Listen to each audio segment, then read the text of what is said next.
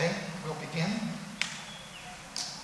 The title of this talk is The Involution and Evolution of the Spirit. And this is the second in a series of presentations that I have planned on the fundamentals of Sri Aurobindo's philosophy, as described in both his prose writings and in Savitri. In the introduction to the first talk, I mentioned that the mother is reported to have said about Savitri that everything is there: mysticism, occultism, philosophy, the history of evolution, the history of man, of the gods, of creation, of nature, how the universe was created, why, for what purpose, what destiny, all is there. We will see much of this in today's presentation. Last time I also spoke briefly in the conclusion about Sri Aurobindo's views regarding the expression of spiritual truths through both prose and poetry, and how the rhythmic word of poetry can do this more effectively. He says that the natural and proper powers of prose are a high or a fine adequacy, effectivity, intellectual illuminativeness, and a carefully tempered aesthetic satisfaction. But that it too can go higher and approach or become poetical prose, or even poetry itself, using the apparent form of prose as a disguise or a loose apparel. He says that at its heights, poetry can achieve a more intense illumination of speech, that inspired word and supreme inevitable utterance, in which there meets the unity of a divine rhythmic movement with a depth of sense and a power of infinite suggestion welling up directly from the fountainheads of the Spirit. And it is this that Sri Aurobindo calls the mantra. This inspired word, emanating directly out of the Spirit, is what we find expressed in Savitri and in passages that I'll read today. By putting both Sri Aurobindo's prose and poetry together side by side on a particular topic may give us a deeper insight into that topic than either one alone. And that's the motivation for this series of presentations.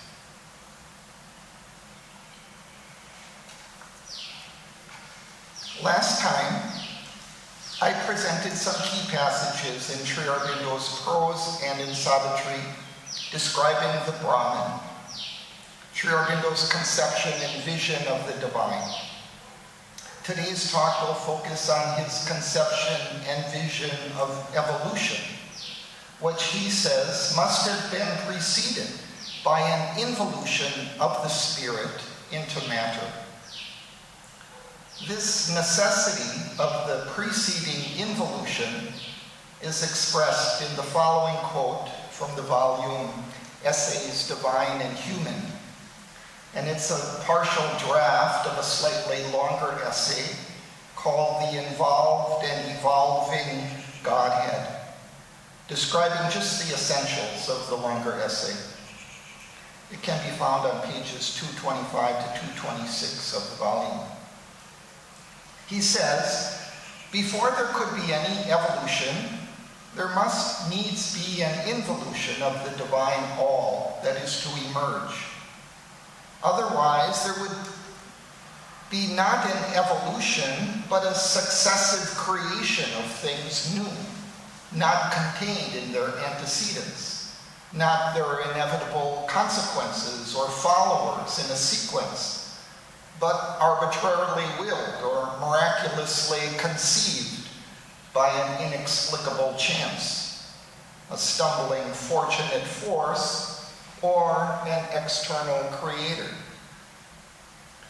The long process of terrestrial formation and creation, the ambiguous miracle of life, the struggle of mind to appear and grow in an apparent vast ignorance, and to reign there as interpreter and creator and master, the intimations of a greater something that passes beyond the finite marvel of mind to the infinite marvels of the spirit, are not a meaningless and fortuitous passing result of some cosmic chance with its huge combination of coincidences. They are not the lucky play of some blind material force. These things are and can be only because of something eternal and divine that concealed itself in energy and the form of matter. The secret of the terrestrial evolution is the slow and progressive liberation of this latent indwelling spirit. The difficult appearance, the tardy becoming of a divine something or someone already involved with all its potential forces in a first formal basis of supporting substance, its greater, slowly emerging movements locked up in one initial expressive power of matter.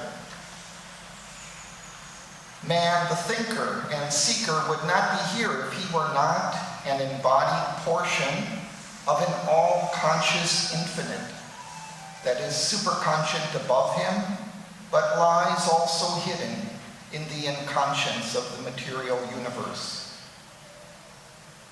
The development of forms is not the most important or the most significant part of the evolutionary process. It is one sign of the thing that is being done, but it is not its essence. Material form is only a support and means for the progressive manifestation of the spirit.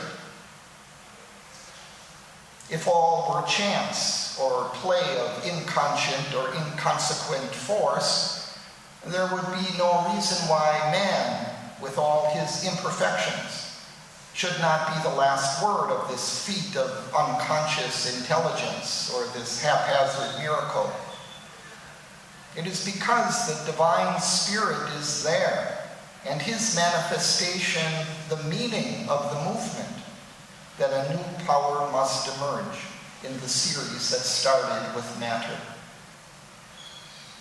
The material universe would be a waste, if wonderful desert, if life had not appeared as the first index to some marvelous utility and an ultimate, profound, and moving significance.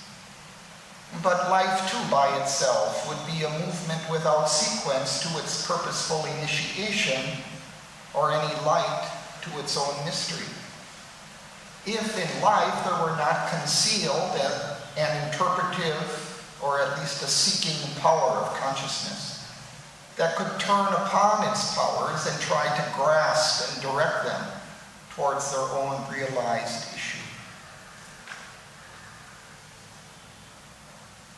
So this passage indicates that it is because all is involved in matter, in the base or starting point of the evolution, that the evolution is able to proceed in an orderly and organized manner to more complex and higher forms of conscious life.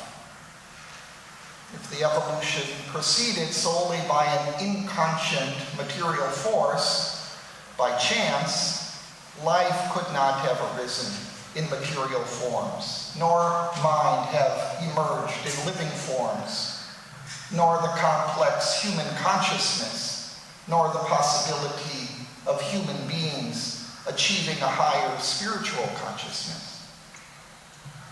This evolution of progressively higher levels of consciousness is unmistakable and the clear sign that the higher levels are already involved and hidden in the lower levels, emerging. An obvious parallel in nature is that the adult form of each organism is involved or inherent in the fertilized egg, which then develops to its full stature over time. The next quote from Sri Aurobindo's The Life Divine describes more elaborately what has involved itself in matter, and therefore what is evolving out of it, and the nature of the further evolution that must emerge from humanity. It comes from pages 710 to 712, and I'll read it in two parts. An involution of the divine existence, the spiritual reality, in the apparent inconscience of matter, is the starting point of the evolution. But that reality is in its nature an eternal existence, consciousness, delight of existence. The evolution must then be an emergence of this existence, consciousness, delight of existence. Not at first in its essence or its totality, but in evolutionary forms that express or disguise it. Out of the inconscient, existence appears in a first evolutionary form as substance of matter, created by an inconscient energy. Consciousness, involved and non-apparent in matter, first emerges in the disguise of vital vibrations, animate but subconscious. Then, in imperfect formulations of a conscient life, it strives toward self-finding through successive forms of that material substance, forms more and more adapted to its own completer expression. Consciousness in life, throwing off the primal insensibility of a material inanimation and nescience, labors to find itself more and more entirely in the ignorance, which is its first inevitable formulation, but it achieves at first only a primary mental perception and a vital awareness of self and things. A life perception, which in its first forms depends on an internal sensation responsive to the context of other life and of matter. Consciousness labors to manifest as best it can, through the inadequacy of sensation, its own inherent delight of existence. But it can only formulate a partial pain and pleasure. In man, the energizing consciousess appears as mind, more clearly aware of itself and things. This is still a partial and limited, not an integral power of itself, but a first conceptive potentiality and promise of integral emergence is visible. That integral emergence is the goal of evolving nature. So this first part of the passage indicates that whereas the starting point of the evolution is the apparent inconscience of matter, he says apparent because the consciousness is involved and hidden within it. The starting point of the involution is an eternal existence, consciousness, delight of existence, Satchidananda, or the spirit. This is what has involved itself in matter, and it is this which evolves out of it, gradually, in limited evolutionary forms. He says that at the stage of humanity, the potentiality and promise of integral emergence becomes visible and is the goal of the evolution. The passage continues. Man is there to affirm himself in the universe. That is his first business. But also to evolve, and finally to exceed himself. He has to enlarge his partial being into a complete being, his partial consciousness into a complete, integral consciousness. He has to achieve mastery of his environment, but also world union and world harmony. He has to realize his individuality, but also to enlarge it into a cosmic self and a universal and spiritual delight of existence. A transformation, a chastening and correction of all that is obscure, erroneous, and ignorant in his mentality. An ultimate arrival at a free and wide harmony and luminousness of knowledge and will and feeling and action and character is the evident intention of his nature. It is the ideal which the creative energy has imposed on his intelligence, a need implanted by her in his mental and vital substance. But this can only be accomplished by his growing into a larger being and a larger consciousness. Self-enlargement, self-fulfillment, self-evolution from what he partially and temporarily is in his actual and apparent nature to what he completely is in his secret self and spirit, and therefore can become, even in his manifest existence, is the object of his creation. This hope is the justification of his life upon earth amidst the phenomena of the cosmos. The outer apparent man, an ephemeral being subject to the constraints of his material embodiment and imprisoned in a limited mentality, has to become the inner, real man, master of himself and his environment, and universal in his being. In a more vivid and less metaphysical language, the natural man has to evolve himself into the divine man. The sons of death have to know themselves as the children of immortality. It is on this account that the human birth can be described as the turning point in the evolution, the critical stage in the earth nature. So in this latter part of the passage, Sri Aurobindo lays out the program for the continuing evolution of mankind. We must enlarge our partial being into a complete and integral being, achieve mastery over ourselves and our environment, and achieve world union and harmony.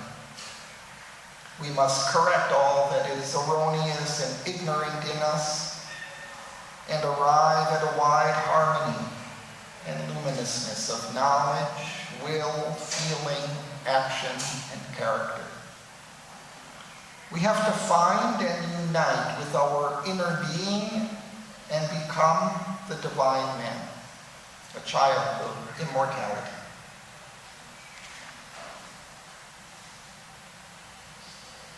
And one final quote from Sri Aurobindo's prose writings on evolution concerns both the character of what has involved itself in matter and the nature of its reemergence in the evolution, and it also addresses the reason for the difficulty and painful struggle of this reemergence.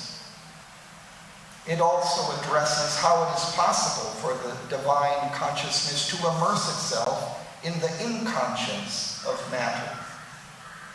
It comes from Letters on Yoga 1, pages 276 to 277. The divine, in its essential manifestation, reveals itself to us as light and consciousness, power, love, and beauty. But in its actual cosmic manifestation, the Supreme, being the infinite and not bound by any limitation, can manifest in itself, in its consciousness of innumerable possibilities, something that seems to be the opposite of itself, something in which there can be darkness, inconscience, inertia, insensibility, disharmony, disintegration. It is this that we see as the basis of the material world and speak of nowadays as the inconscient ocean of the Rig Veda, in which the one was hidden and arose in the form of the universe, or as it is sometimes called, the non-being, Asat. The ignorance, which is the characteristic of our mind and life, is the result of this origin in the inconscience. Moreover, in the evolution out of inconscient existence, there rise up naturally powers and beings which are interested in the maintenance of all negations of the divine: error and unconsciousness, pain, suffering, obscurity, death, weakness, illness, disharmony, evil. Hence the perversion of the manifestation here, its inability to reveal the true essence of the divine. Yet in the very base of this evolution, all that is divine is there, involved, and pressing to evolve: light, consciousness, power, perfection, beauty, love. For in the inconscient itself and behind the perversions of the ignorance, divine consciousness lies concealed and works and must more and more appear, throwing off in the end its disguises. That is why it is said that the world is called to express the divine.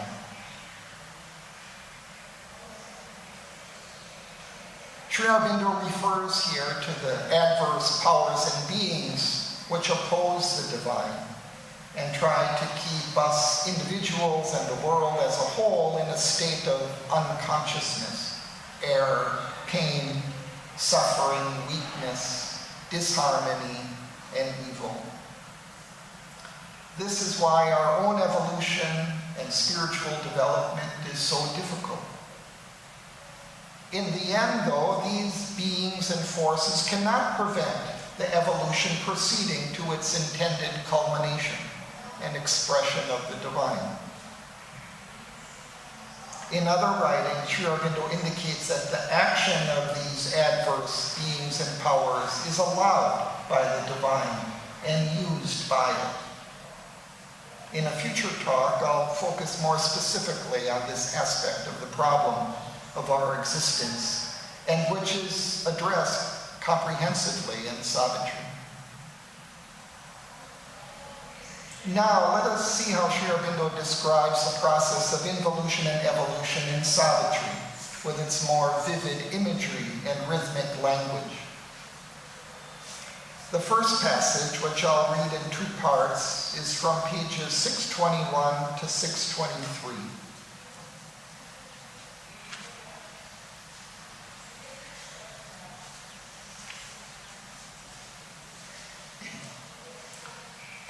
God wrapped his head from sight in matter's cowl. A cowl is a hood or a hooded robe, especially those worn by monks. God wrapped his head from sight in matter's cowl. His consciousness dived into inconscient depths. All knowledge seemed a huge, dark nescience.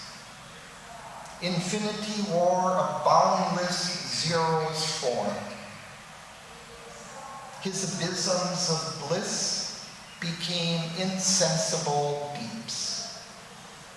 Eternity, a blank spiritual vast. Annulling and original nullity, that is, the original nullity is the unmanifest but self-aware spirit, which is then annulled and becomes the inconscient. Annulling and original nullity, the timeless took its ground in emptiness and drew the figure of a universe, that the spirit might adventure into time and wrestle with adamant necessity, and the soul pursue a cosmic pilgrimage, a spirit moved in black immensities, and built a thought in ancient nothingness. A soul was lit in God's tremendous void, a secret laboring glow of nascent fire. Nascent is emerging, coming into existence. So in the first part of the passage, we're shown the involution, God's consciousness diving into the inconscient, into a blank spiritual vast. And we're also shown the reason for this plunge, that the spirit might adventure into time and wrestle with adamant necessity, and the soul pursue a cosmic pilgrimage. It is the adventure of consciousness, with all its surprises, challenges, struggles, enjoyments, victories, defeats, self-exceeding, and transformation. In the next part of the passage, we are shown the steps of the evolutionary ascent. In Nihil's gulf, his mighty puissance wrought. She swung her formless motion into shapes, made matter the body of the bodiless. Infant and dim, the eternal awoke. In inert matter breathed the slumbering life. In a subconscient life, mind lay asleep. In waking life, it stretched its giant limbs to shake from it the torpor of its drowse. A senseless substance quivered into sense. The world's heart commenced to beat, its eyes to see.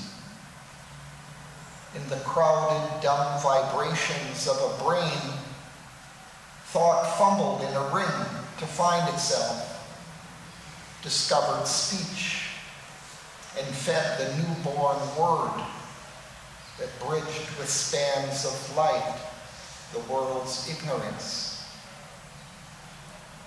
In waking mind, the thinker built his house. A reasoning animal willed and planned and sought. He stood erect among his brute compeers. He built life new, measured the universe, opposed his fate and wrestled with unseen powers, conquered and used the laws that rule the world, and hoped to ride the heavens and reach the stars, a master of his huge environment. Now through mind's windows stares the demigod, hidden behind the curtains of man's soul. He has seen the unknown, looked on truth's veilless face. A ray has touched him from the eternal sun. motionless, voiceless in foreseeing depth. He stands awake in supernature's light and sees a glory of arisen wings and sees the vast descending might of God.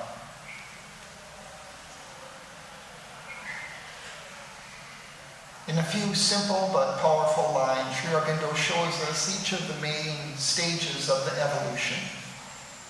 From the void to material forms, from matter to subconscient and then conscious life, from conscious life to mental consciousness in humanity.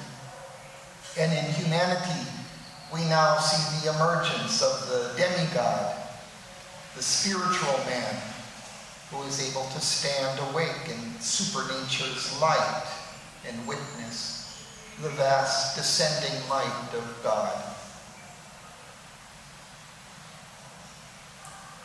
The next passage from pages 50 to 52 reveals more poignantly the slow struggle of the evolutionary process, particularly the psychological struggle of human beings, and how this evolution is supported and prompted by the divine, immanent within, and how at a certain level of spiritual readiness, the human being begins to perceive the presence of the divine and aspire towards it.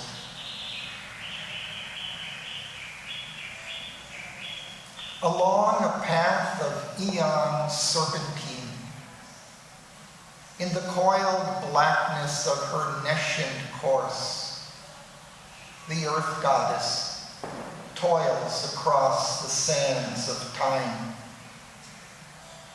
A being is in her whom she hopes to know. A word speaks to her heart she cannot hear. A fate compels whose form she cannot see. In her unconscious orbit through the void, out of her mindless depths she strives to rise. A perilous life her gain, a struggling joy. A thought that can conceive but hardly knows arises slowly in her and creates the idea, the speech that labels more than it lights, a trembling gladness that is less than bliss, invades from all this beauty that must die. Alarmed by the sorrow dragging at her feet, and conscious of the high things not yet won, ever she nurses in her sleepless breast an inward urge that takes from her rest and peace. Ignorant and weary and invincible, she seeks through the soul's war and quivering pain the pure perfection her marred nature needs, a breath of Godhead on her stone and mire, a faith she craves that can survive defeat, the sweetness of a love that knows not death, the radiance of a truth forever sure. A light grows in her, she assumes a voice, her state she learns to read, and the act she has done. But the one needed truth eludes her grasp, herself, and all of which she is the sign. An inarticulate whisper drives her steps, of which she feels the force, but not the sense. A few rare intimations come as guides. Immense divining flashes cleave her brain, And sometimes in her hours of dream and muse, the truth that she has missed looks out on her as if far off and yet within her soul. A change comes near that flees from her surmise, and ever postponed compels attempt and hope, yet seems too great for mortal hope to dare.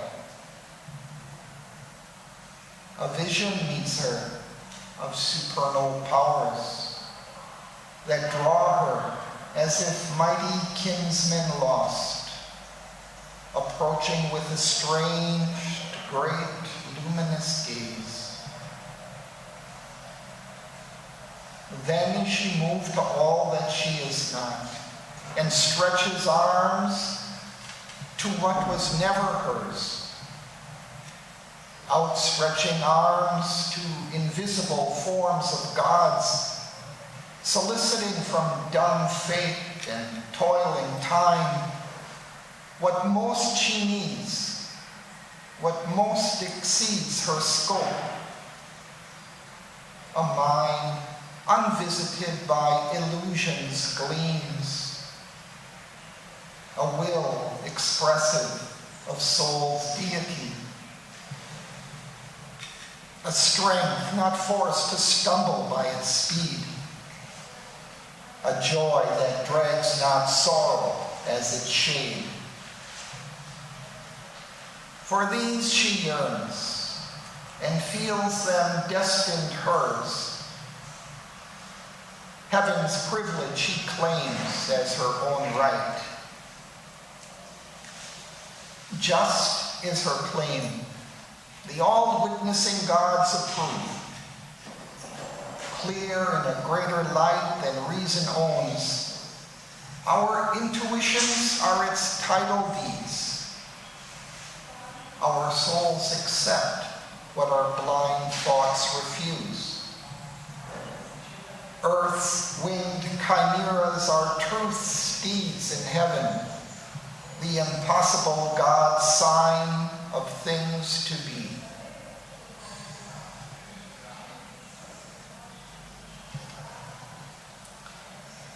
The passage describes our present stage of human evolution, which is characterized by an aspiration to a higher spiritual fulfillment. It also shows how the evolution is helped by influences from the divine. For example, an inarticulate whisper drives her steps. A few rare intimations come as guides, and even immense divining flashes cleave her brain. We are not left alone in this difficult evolutionary ascent.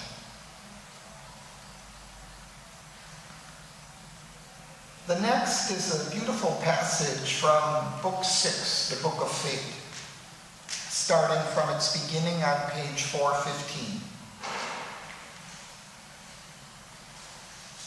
It begins by describing the heavenly sage and divine sinner Narad approaching Earth from his heavenly home, looking down at the Earth and its evolving life.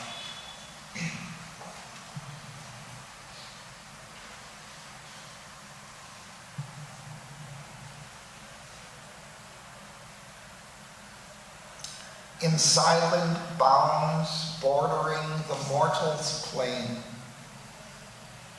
crossing a wide expanse of brilliant peace, Narad, the heavenly sage from paradise, came chanting through the large and lustrous air. Attracted by the golden summer earth that lay beneath him like a glowing bowl, tilted upon a table of the gods, turning as if moved round by an unseen hand, to catch the warmth and blaze of a small sun. He passed from the immortals' happy paths to a world of toil and quest and grief and hope, to these rooms of the seesaw game of death with life. Across an intangible border of soul space, he passed from mind into material things, amid the inventions of the inconscient self and the workings of a blind somnambulist force.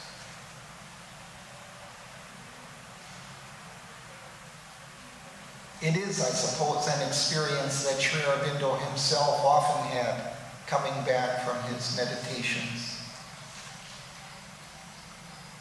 This part of the passage, besides its beautiful imagery of Narad descending from his heavenly plane to the earth, suggests the eternal presence of the peace and delight of the Spirit stretched out infinitely above our struggling world, which we too can access, which is in fact also our own heavenly home, from where our souls have descended into this ignorant world of matter, though we may not remember it. And here I'll skip down some lines to where the passage describes the evolution taking place in our world, its unconscious or subliminal yearning towards light and truth, the inconscient physical force shaping material forms, its struggle of evolving life and mind, and then finally its eventual spiritual transformation and fulfillment. A change now fell upon the singer's mood. A rapture and a pathos moved his voice. He sang no more of light that never wanes, and oneness, and pure everlasting bliss. He sang no more the deathless heart of love. His chant was a hymn of ignorance and fate. He sang the name of Vishnu and the birth and joy and passion of the mystic world, and how the stars were made and life began, and the mute region stirred with the throb of a soul. He sang the inconscient and its secret self, its power omnipotent, not knowing what it does, all shaping without will or thought or sense, its blind, unerring, occult mystery, and darkness yearning towards the eternal light, and love that brews within the dim abyss and waits the answer of the human heart, and death that climbs to immortality. He sang of the truth that cries from the night's blind deeps, and the mother wisdom hid in nature's breast, and the idea that through her dumbness works, and the miracle of her transforming hands, of life that slumbers in the stone and sun, and mind subliminal in mindless life, and the consciousness that wakes in beasts and men. He sang of the glory and marvel still to be born, of Godhead throwing off at last its veil, of bodies made divine and life made bliss, immortal sweetness clasping immortal might, heart sensing heart, thought looking straight at thought, and the delight when every barrier falls, and the transfiguration and the ecstasy. And as he sang, the demons wept with joy, foreseeing the end of their long, dreadful task, and the defeat for which they hoped in vain, and glad release from their self-chosen doom, and return into the one from whom they came. He who has conquered the immortal seats came down to earth, came down to men on earth, the man divine.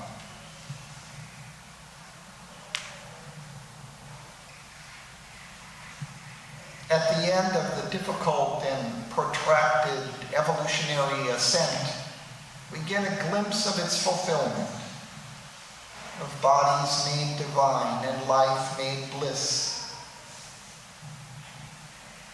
And very interestingly, we also see that as Narad sung of this fulfillment, the demons wept with joy, foreseeing the end of their long, dreadful task, and return into the one from whom they came.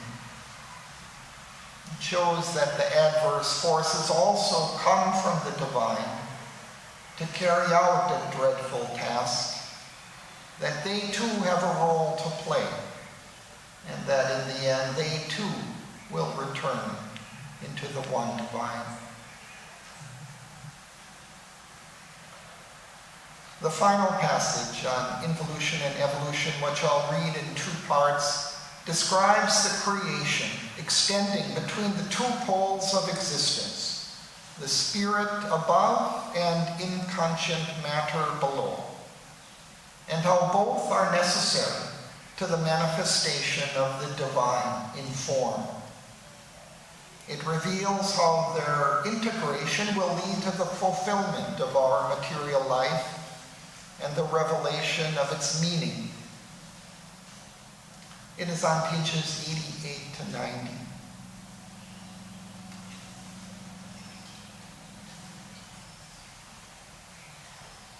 Ascending and descending twixt life's poles, the serried kingdoms of the graded law, plunged from the everlasting into time.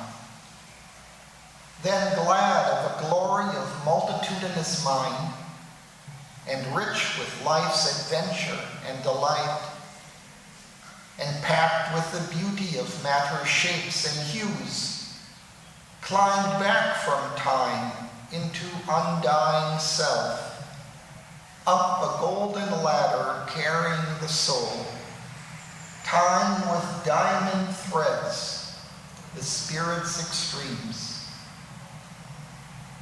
In this drop from consciousness to consciousness, each leaned on the occult inconscience power, the fountain of its needed ignorance, archmason of the limits by which it lives. In this soar from consciousness to consciousness, each lifted tops to that from which it came, origin of all that it had ever been, and home of all that it could still become. An organ scale of the eternal's acts, mounting to their climax in an endless calm, paces of the many-visaged wonderful, predestined stadia of the evolving way, measures of the stature of the growing soul, They interpreted existence to itself, and mediating twixt the heights and deeps, united the veiled, married opposites, and linked creation to the ineffable.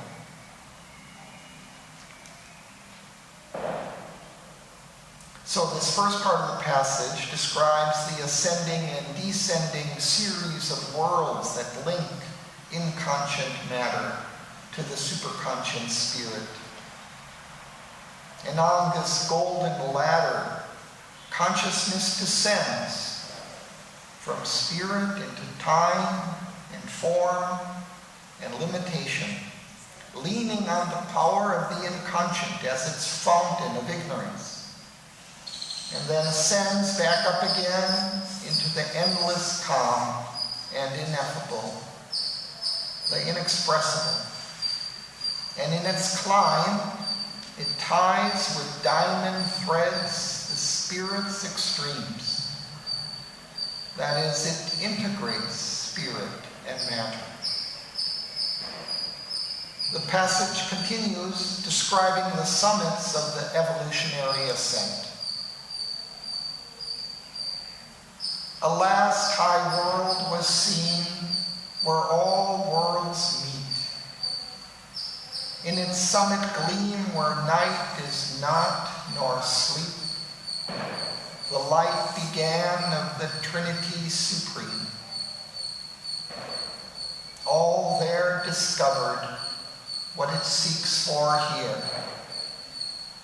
It freed the finite into boundlessness and rose into its own eternities. The inconscient found its heart of consciousness, the idea and feeling, groping in ignorance, at last clutched passionately the body of truth. The music born in matter's silences, plucked nude out of the ineffable's fathomlessness, the meaning it had held but could not voice. The perfect rhythm now only sometimes dreamed, an answer brought to the torn earth's hungry need, rending the night that had concealed the unknown, giving to her her lost, forgotten soul. A grand solution closed the long impasse in which the heights of mortal effort end. A reconciling wisdom looked on life. It took the striving undertones of mind and took the confused refrain of human hopes and made of them a sweet and happy call. It lifted from an underground of pain the inarticulate murmur of our lives and found for it a sense illimitable. A mighty oneness, its perpetual theme.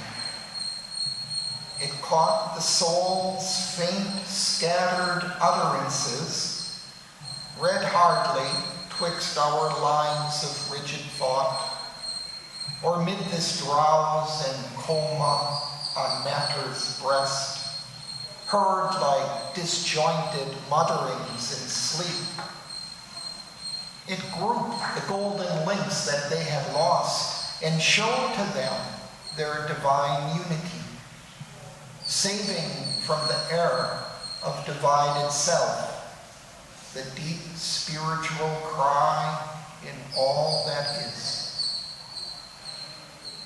All the great words that toiled to express the one were lifted into an absoluteness of light, an ever-burning revelation's fire, and the immortality of an eternal voice.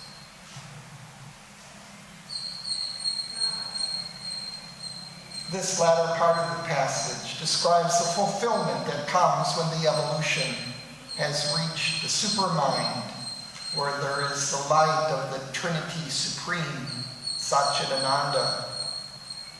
At this level of the ascent, there comes a reconciliation of all divisions and limitations of mind and life and matter.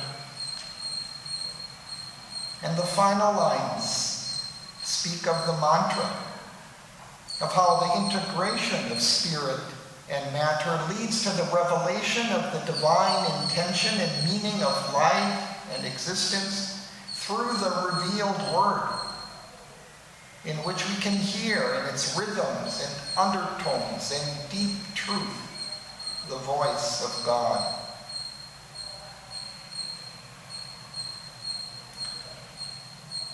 There are other passages that describe the details of the involution and evolution. In particular, there is a long passage on pages 154 to 160 that describes in detail the various phases of the evolution. We also see in Aswapati's travels through the inner planes of consciousness descriptions of each phase of the evolution as they're seen and enacted on the subtle planes of existence. The life worlds and the mind worlds and the higher spiritual worlds. We see in some passages how each major step in the evolutionary emergence on Earth has been made possible through a descent of that emerging principle from these higher planes of existence. We see in still other passages how the higher divine powers watch over the evolutionary emergence and guide and lead it towards its fulfillment. For example, here is the first portion of a very powerful passage describing this on page 59. Alive in a dead, rotating universe, we whirl not here upon a casual globe, abandoned to a task beyond our force. Even through the tangled anarchy called fate, and through the bitterness of death and fall, an outstretched hand is felt upon our lives. It is near us in unnumbered bodies and births. In its unslackening grasp, it keeps for us safe the one inevitable supreme result no will can take away and no doom change. The crown of conscious immortality. The Godhead promised to our struggling souls when first man's heart dared death and suffered life.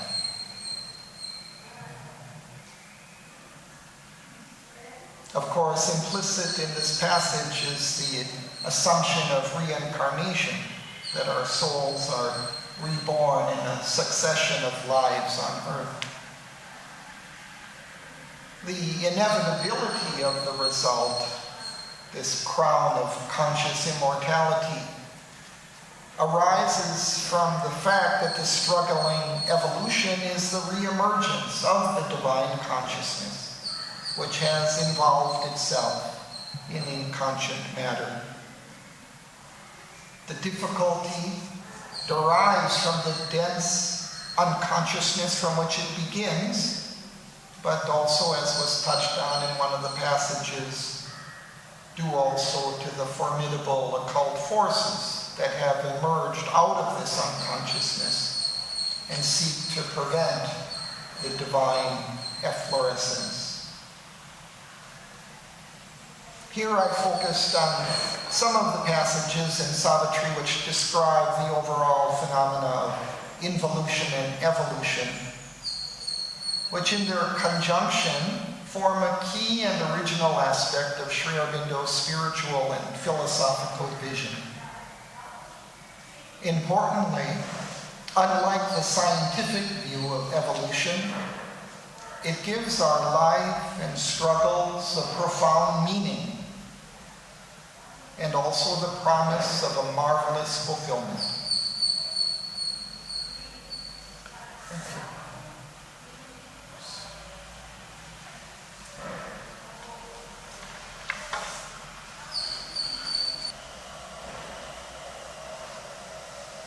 Thanks to Sri Arkan.